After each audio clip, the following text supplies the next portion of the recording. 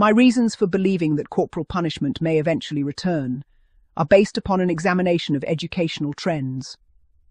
Two principal trends are of particular relevance. Firstly, there is a growing demand among parents to be actively involved in decisions regarding their children's education. Secondly, there is an increasing recognition within the educational community that education must be differentiated to address individual needs. A variety of methods is required in all areas of education to accommodate the diversity of children. Attitudes evolve over time. The movement for abolition reached its zenith as more child psychologists and pediatricians condemned physical punishment. Numerous books and articles were published asserting that corporal punishment was universally harmful and ineffective. However, this attitude has shifted. Recent publications are less absolute and more measured in their opinions. Most pediatricians and child psychologists now accept that the occasional use of corporal punishment is unlikely to cause long-term harm and, in certain cases, may be effective.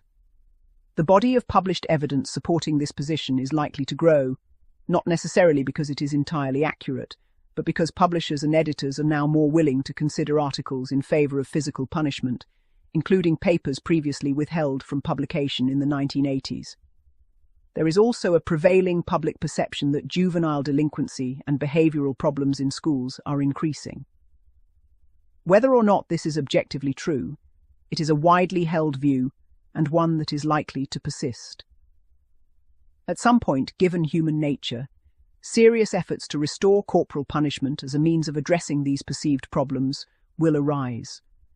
Coupled with the increasing recognition that parents, rather than the state, should have the primary say in their children's upbringing, and the educational community's acknowledgement of the need for a range of disciplinary methods, it is reasonable to predict that corporal punishment will eventually return as an option in most private schools.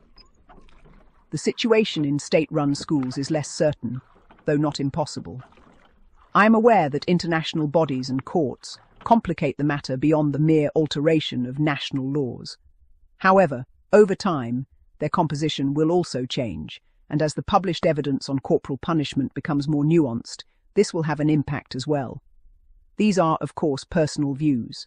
Now, to address your hypothetical questions. In what circumstances should it be used? Only for serious offences or for minor misdemeanours? It is my personal opinion that corporal punishment should be considered a medium-level sanction, not one to be used for minor infractions, but I have never supported the notion that it should be reserved solely as a last resort.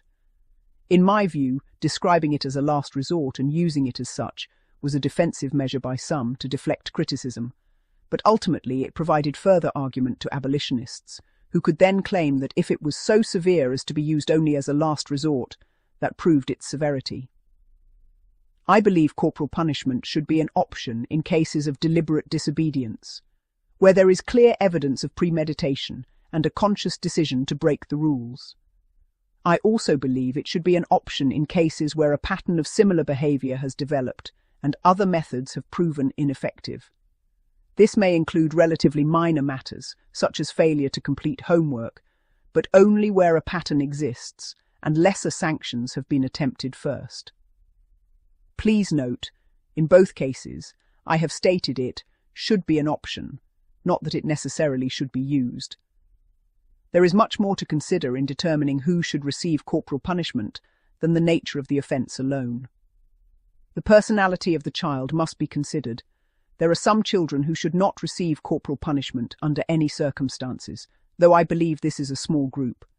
For others, it should indeed be a last resort. There are still others for whom it will have no positive effect, and in such cases, its use is pointless. Teachers must have sufficient understanding of their pupils to make such judgments, which can be a challenging task.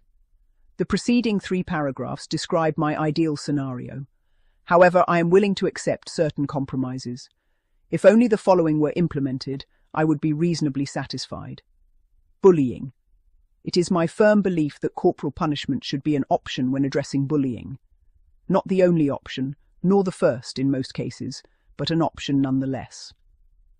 My school has been highly successful in addressing bullying and has a very low rate of victimization. This has been achieved through a systematic program including counseling, peer mediation, teacher-aided mediation, buddy systems, and self-esteem counseling for both victim and perpetrator. These measures are effective in many cases. However, for some bullies, only a sufficiently onerous penalty will deter their behavior. Without the option to administer corporal punishment, I would likely be compelled to expel several pupils each year, as my duty to protect victims would require their removal if other measures failed. Over the past 20 years, I have seen only 2 expulsions for bullying. Furthermore, the use of corporal punishment for bullying has a positive effect on most victims, as they see that genuine efforts are being made to protect them. For this reason, even when other methods are successful, I sometimes administer a relatively mild punishment to a bully, as it can reassure the victim, and in some cases, help the perpetrator feel they have atoned for their actions. Therefore, I believe corporal punishment should be used fairly broadly, though I would be content with more limited application. Who should be permitted to administer punishment? Only the headmaster. Ideally, in my opinion, most teachers should be permitted to administer corporal punishment, except those who are inexperienced or have demonstrated they cannot be trusted with such responsibility. Realistically, I have no objection to restricting this authority to a smaller group, depending on the size and organizational structure of the school. Perhaps the principal, their deputies, or year-level coordinators, for example. The frequency of use should also be considered. Ideally, there should be enough authorized individuals so that no one person is required to administer punishment too frequently. I personally administer corporal punishment to at least 2 boys most weeks, and I would not wish to do more than that. Excessive frequency risks fostering undesirable attitudes among staff. It is not a pleasant task, nor should it be, and there is a limit to how much any teacher should be expected to undertake. Should only a person of the same sex as the child administer punishment? This is a complex issue.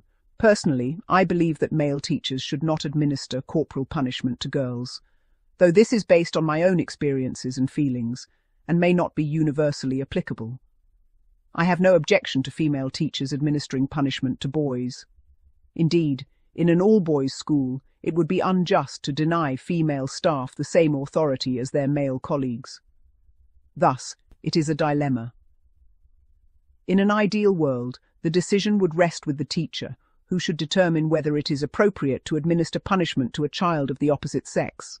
Those who feel it is inappropriate should be able to delegate the responsibility. Teachers should be trusted to act in the best interests of their pupils. In reality, in a co-educational environment, it is likely necessary to restrict corporal punishment to teachers of the same sex as the pupil. Unfortunately, not all teachers can be trusted to self-regulate, and if men are restricted from punishing girls, fairness demands that women be restricted from punishing boys. In single-sex schools, my opinion differs. One cannot restrict one group of teachers from administering punishment that another group is permitted to administer. In such cases, either the authority is restricted to a small group, which may be all of one gender, or teachers are trusted to act appropriately. I should also clarify that I am referring to secondary-age pupils. In primary schools, I believe class teachers should be permitted to administer punishment to any child in their class, regardless of gender. Should a child ever be punished on the buttocks? In my opinion, always, it is the safest location. I do not approve of administering corporal punishment to the hands. While the risks are low, they must be minimized as much as possible.